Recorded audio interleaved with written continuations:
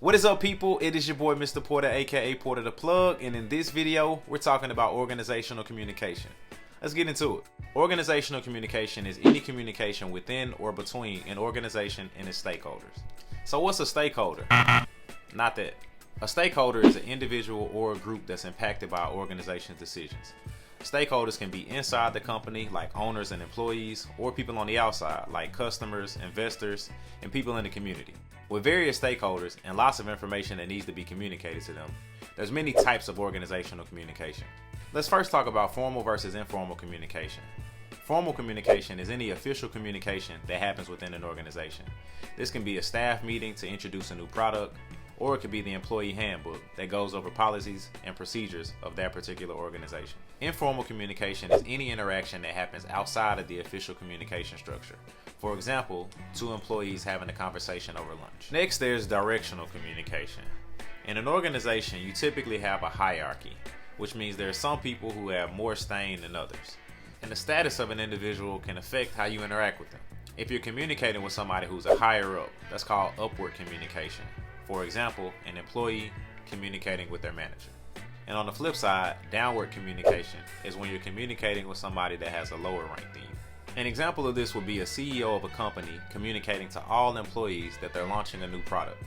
Finally, there's horizontal communication. This happens between two employees that are on the same level. This is probably the most common form of communication in business, as people interact daily with their peers and fellow team members. Next, you have oral versus written communication. Oral communication is the use of spoken word to convey a message. With oral communication, you can hear tone and passion in someone's voice, which typically makes for a more dynamic interaction. But the downside to oral communication is you have to say what you mean and mean what you say, because once it comes out of your mouth, you can't take it back. Written communication is the use of written words to convey a message. With written communication, you have the opportunity to draft, edit, and review your message before it's sent out. The downside to written communication is it lacks tone, so sometimes there can be some miscommunication on what's actually being said. So with written communication, it's extremely important to be clear in your message and choose your words wisely. Examples of written communication in business are emails, letters, and even text. Finally, let's talk about internal versus external communication. Internal communication happens between people within an organization, and external communication is when you reach the people outside of the organization. For example, customers or investors. It's important that information is effectively conveyed in a timely fashion for business operations. So choosing the right medium to deliver your message is key. If you need something done right away, you might not want to send an email because that person may not check their email until the next day. So you may want to choose a medium like a phone conversation or hopping on a quick Zoom call. Which brings me to my next point, technology. Like everything else in the world, technology has had a major impact on communication. The modes and methods of communication that we have today are endless. I mean, you can communicate with anyone, anywhere, instantly, with things like email, social media, and video conferencing. Technology has made our communication faster and more convenient, but it's also decreased the amount of face-to-face interactions that we have.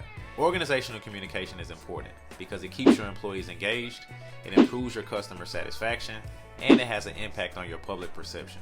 If you promote a culture of communication where both internal and external stakeholders are kept in the loop and have a voice that's valued, that's a recipe for success.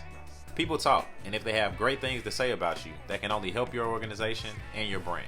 And that's organizational communication and why it's important.